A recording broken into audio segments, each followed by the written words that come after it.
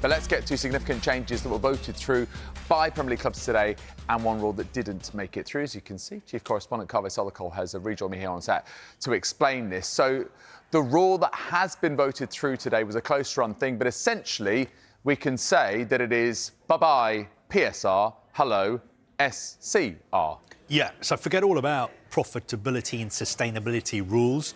From next season, we're going to have new financial rules, and they're going to be called squad cost ratio rules. So instead of PSR, we have to get used to SCR. And the big change is that under PSR, clubs could lose a maximum of £105 million over 3 years. Whereas under SCR, the rule is that clubs can only spend a maximum of 85% of their revenue on player costs. So that is player wages, amortised transfer fees and also agents' fees. So a big change, but the vote was really close.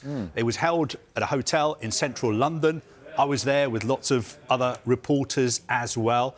To change the rules of the Premier League, you need 14 clubs to vote in favour.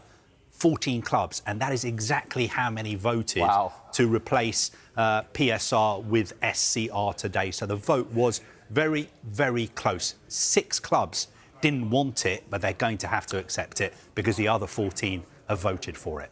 OK, so that's the one that did get through, just on that knife edge.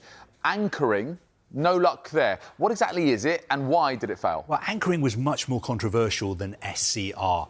SCR, there's also already a version of it in UEFA. So all the English clubs, the 9 Premier League clubs who play in Europe, are already bound by a version of SCR already. Anchoring was going to be something totally new. And basically what it said is that clubs could only spend a maximum of 5 times what the bottom club in the Premier League receives in prize money and broadcast revenue. So, for instance, I think a couple of seasons ago, Southampton finished bottom. They received £110 million. Multiply that by 5, you get £550 million. So no club would have been allowed to spend more than £550 million.